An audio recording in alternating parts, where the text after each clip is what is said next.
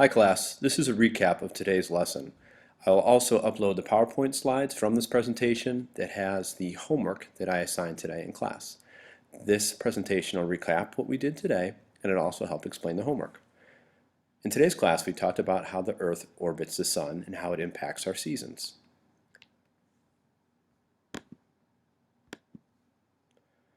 As we know, the Earth's orbit is elliptical, meaning it's oval in shape. It takes 365 and 1/4 days for the Earth to complete one revolution of the Sun. Remember, revolution is different from rotation.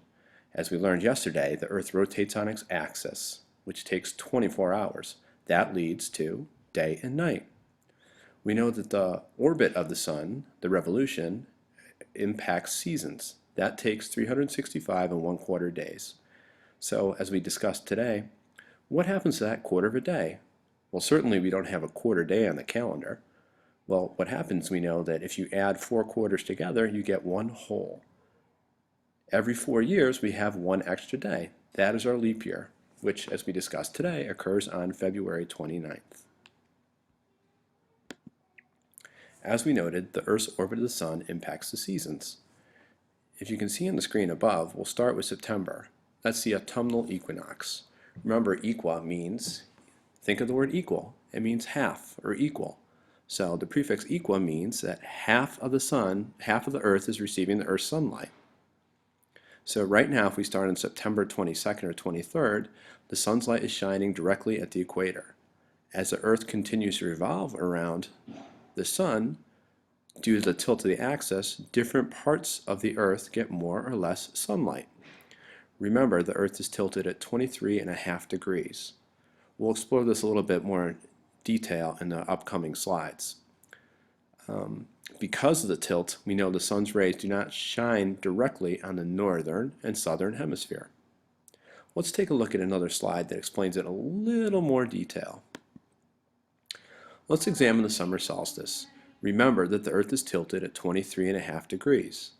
Because of that tilt, sunlight in the summer solstice shines directly on the Tropic of Cancer. Do we know what line of latitude, how many degrees of latitude are in the Tropics of Cancer? Right, think of the Earth's tilt, it's 23.5 degrees. So we know the Tropic of Cancer is located at 23.5 degrees north.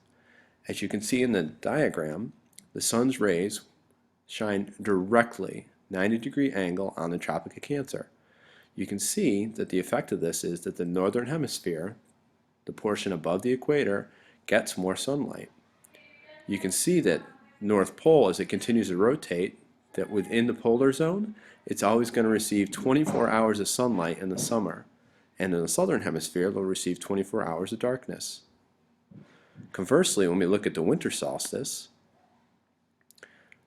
now the Sun's rays are shining directly on the other 23.5 degree line, which is the Tropic of Cancer.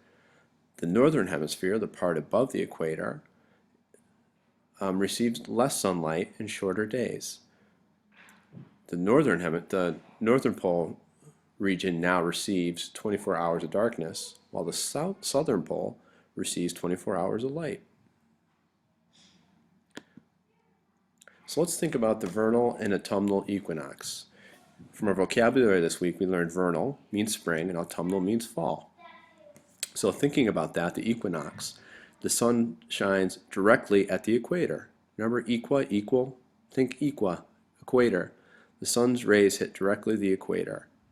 So that means that the world receives equal portions of light and dark.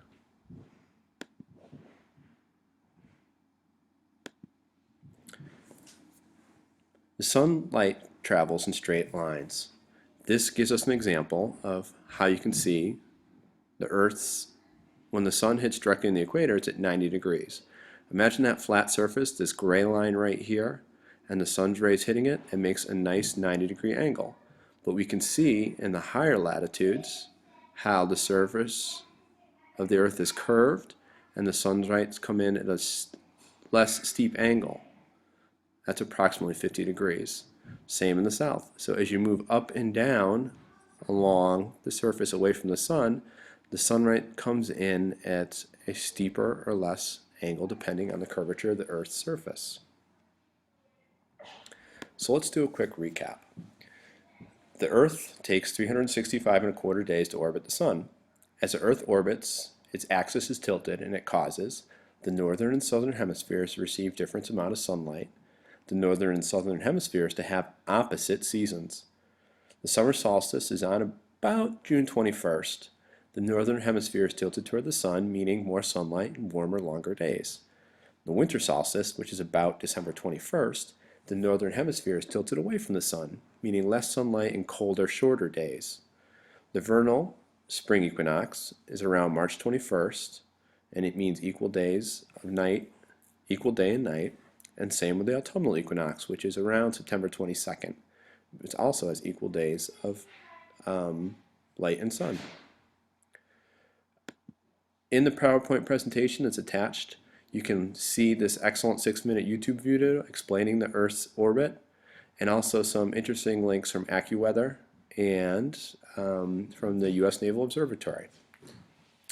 Finally, I want you to take a quick look at this as a prelude to our homework. The bonus slides that I've attached in the back are the bonus slides. So what I want to do is take a look at this first one. I'll explain it a little bit. What this shows is the average hours of daylight per month for Columbia, Maryland. If you look at the chart, we start in January of 2012 and go forward to September of 2013 each month. So the average hours of daylight per month. You notice in January that we averaged in Columbia just under 10 hours of daylight. And as we move closer to the towards June, you're going to see the days are gradually getting longer. Notice how they peak in June. What happens in June? On or about June 21st is the summer solstice, the longest day of the year. You can see as we move up to the longest day of the year, the average hours of daylight get longer. And then from that point forward, as we move down through the summer, the days gradually getting shorter and shorter and shorter until they bottom out in December.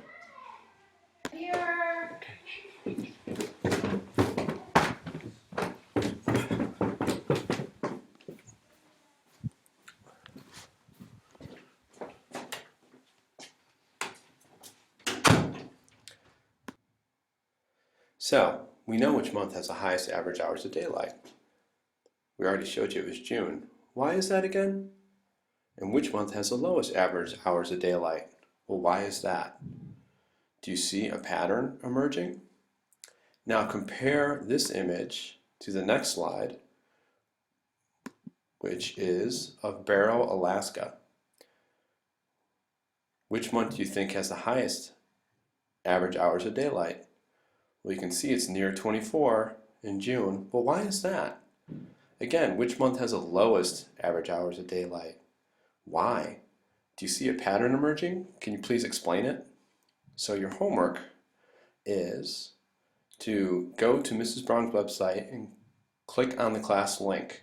It'll give you this piece of paper which you can fill out and submit online. In it, I want you to explain how the revolution affects the amount of sunlight received on Earth. Compare the two cities, Columbia, Maryland and Barrow, Alaska. Be sure to explain why they might have similarities and why they might have differences in the amount of sunlight. Write your paragraph on a piece of paper and make sure to include evidence from the two charts that are listed here to support your claim. Please submit that online, and I will talk to you more about this in class tomorrow. Thank you.